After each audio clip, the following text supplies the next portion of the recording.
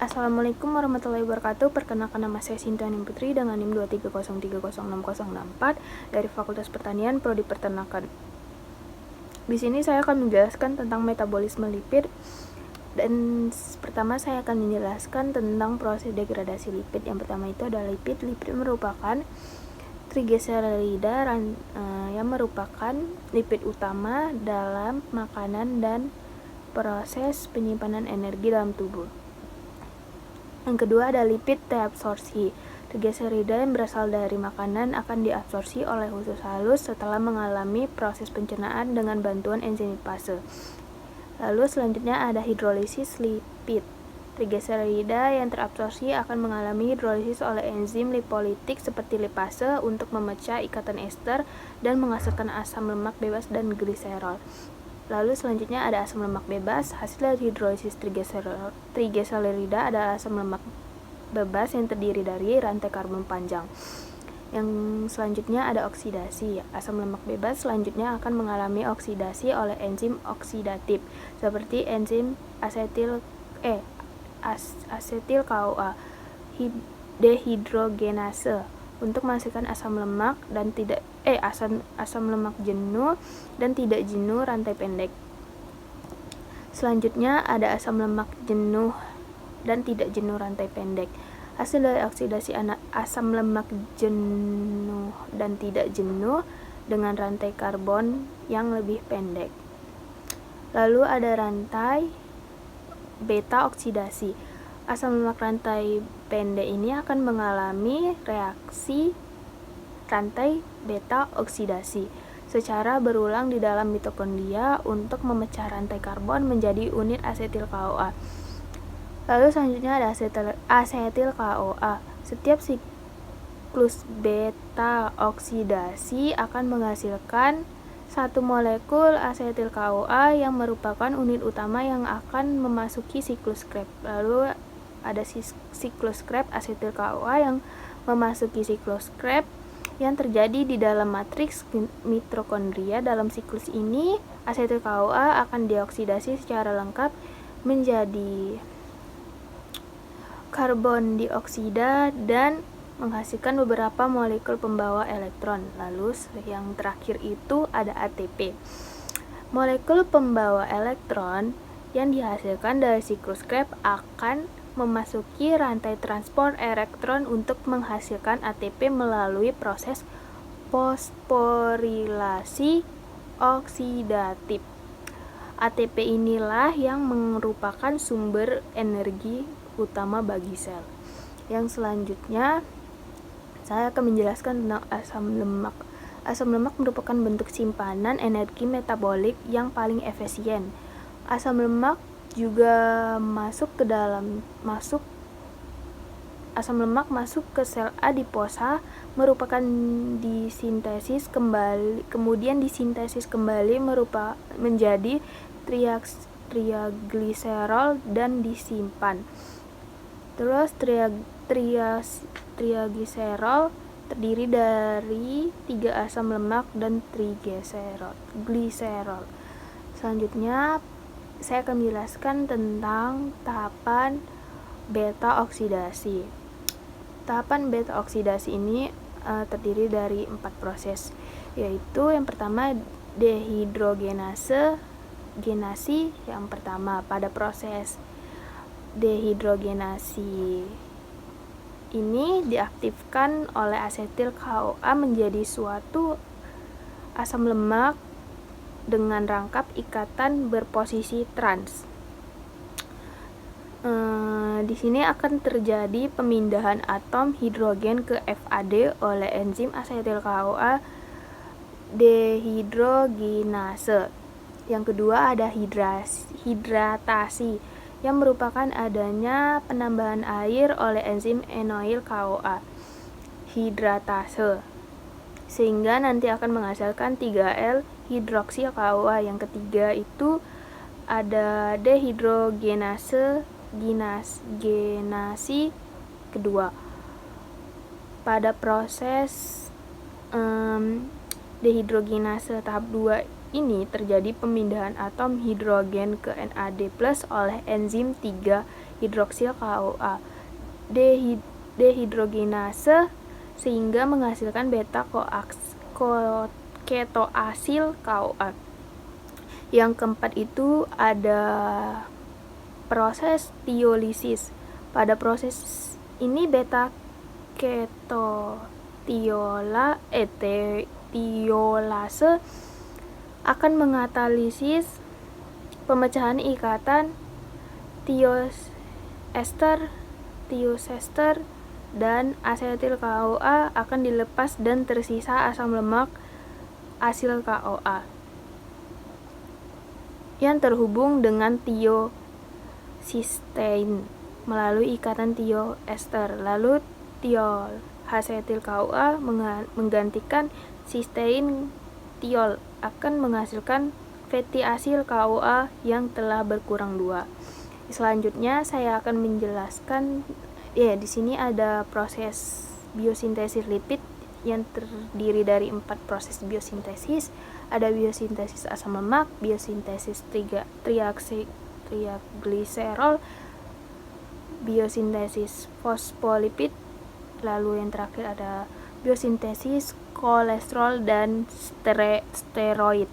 Yang pertama itu saya akan menjelaskan tentang biosintesis asam lemak. Ini yang pertama itu ada asetil KOA berasal dari oksidasi karbohidrat, lemak dan atau protein dalam metabolisme sel. Asetil KOA merupakan unit dasar pembentukan asam lemak.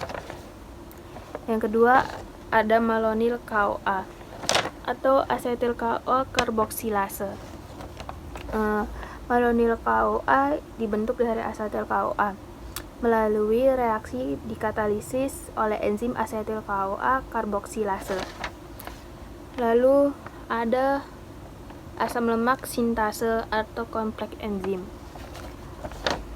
Merupakan kompleks enzim yang mengatalisis pembentukan asam lemak rantai panjang dari asetil KOA dan malonyl KOA melalui siklus reaksi kondensasi.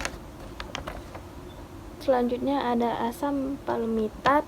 Hasil utama dari reaksi yang dikatalisis oleh asam lemak sintase adalah asam palmitat yang merupakan asam lemak jenuh dengan 16 atom karbon. Lalu selanjutnya ada elongasi rantai. Asam palmitat dapat mengalami elongasi rantai karbon melalui serangkaian reaksi yang dikatalisis oleh enzim elongase.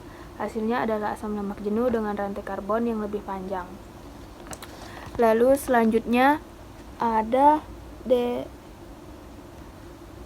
desaturasi.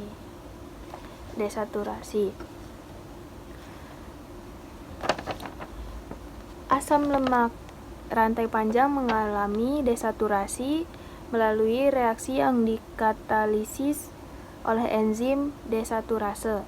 Proses ini menghasilkan asam lemak tidak jenuh seperti asam oleat. Lalu yang terakhir ada beta oksidasi terbalik. Selain melalui desaturasi, asam lemak tidak jenuh juga dapat dibentuk melalui proses beta oksidasi terbalik yang terjadi di dalam mitokondria. Proses ini memanfaatkan enzim-enzim yang terlibat dalam beta oksidasi asam lemak tetapi dengan arah reaksi terbalik. Selanjutnya saya akan membahas tentang biosintesis triagliserol. Yang pertama itu ada asam lemak. Asam lemak ini terdiri dari asam lemak jenuh dan asam lemak tidak jenuh. Dapat berasal dari diet atau disintesis dalam tubuh melalui jalur biosintesis asam lemak. Asam lemak ini dapat digunakan dalam pembentukan triagliserol. Yang kedua ada asetil KOA. Asetil KOA merupakan unit dasar yang dibutuhkan untuk membentuk gliserol 3-fosfat. Lalu ada gliserol 3-fosfat. Gliserol 3-fosfat dapat dibentuk dari gliserol melalui melalui dua reaksi enzimatik. Yang pertama, gliserol difosforiasi oleh enzim gliserol kinase menjadi gliserol 1-fosfat. Yang kedua ada gliserol 1-fosfat kemudian diubah menjadi gliserol 3-fosfat oleh enzim gliserol 3-fosfat dehidrogenase. Yang keempat ada asam lemak sintase. Kompleks enzim asam lemak sintase mengkatalisis penggabungan dua molekul asam lemak dengan gliserol 3-fosfat untuk membentuk asam fosfatidik. Selanjutnya ada asam fosfatidik. Asam fosfatidik ini adalah fosfogliserelida yang terbentuk dari penggabungan dua molekul asam lemak dengan gliserol 3-fosfat. Lalu ada defosforilasi. Enzim fosfatase asam fosfat memediasi defosforilasi asam fosfatidik dengan memindahkan gugus fosfat menghasilkan diasilik gliserol. Lalu ada diasilik gliserol, terdiri dari gliserol dengan dua gugus asam lemak yang terikat. Lalu ada asilasi akhir. Enzim asil KOA diagliserol asil transferansi mengkatalisis asilasi akhir dengan menambahkan satu molekul asam lemak lagi pada diasilgliserol menghasilkan triagliserol. Lalu triagliserol merupakan lipid utama penyimpanan energi dalam tubuh, terdiri dari gliserol dengan 3 gugus asam lemak yang terikat. Selanjutnya saya akan membahas tentang proses biosintesis fosfolipid yang dimulai dari hidrolisis aseton fosfat menjadi gliserol dehid fosfat. Lalu dua molekul asil ACP mentransfer gugus asam lemak ke gliserol 3-fosfat.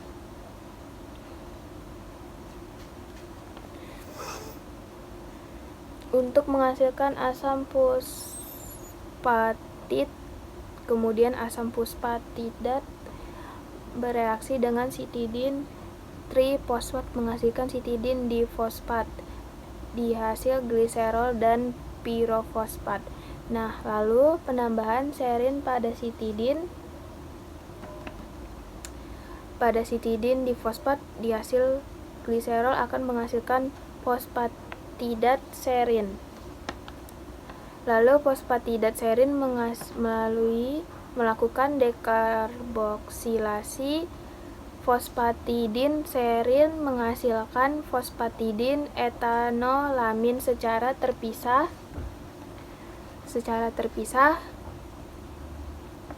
Sitidin difosfat dihasilkan oleh gliserol untuk bereaksi dengan gliserol fosfat menghasilkan fosfatidin gliserol fosfat. Hidrolisis fosfatidil gliserol fosfat menghasilkan gliserol dan melepaskan fosfat, dan dua molekul fosfatidil menghasilkan kardiopolin. Selanjutnya saya akan membahas tentang biosintesis kolesterol dan steroid. Dimulai dari asetil CoA. Asetil CoA berasal dari oksidasi glukosa lemak atau protein oleh metabolisme sel.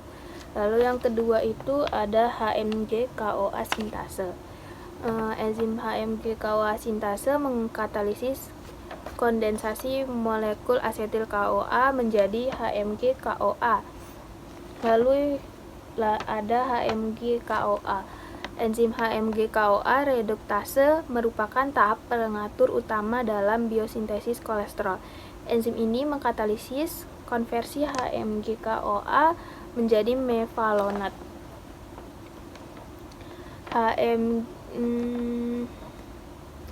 Lalu ada mevalonat kinase. Mevalonat kinase diubah melalui 2 tahap fosforilasi yang dikatalisis oleh enzim mevalonat kinase dan enzim lainnya. Lalu ada IPP dan DMAPP. Serangkaian reaksi fosforilasi dan dehidrasi berulang mengubah produk mevalonat kinase menjadi unit isoprenoid IPP dan DMAPP. Lalu ada proses squalene. Squalene dibentuk dari kondensasi 6 unit isoprenoid. Lalu ada proses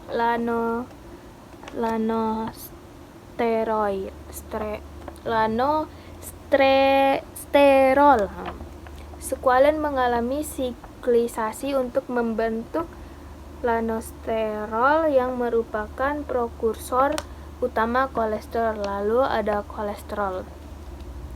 Kolesterol dibentuk melalui serangkaian reaksi enzimatis yang mengubah lanosterol seperti pemindahan gugus metil, migrasi ikatan rangkap, dan reduksi. Lalu yang terakhir ada steroid. Kolesterol dapat diubah menjadi berbagai jenis steroid seperti hormon steroid dan garam empedu melalui proses hidroksilasi, oksidasi, dan isomerisasi yang dikatalisis oleh enzim-enzim spesifik.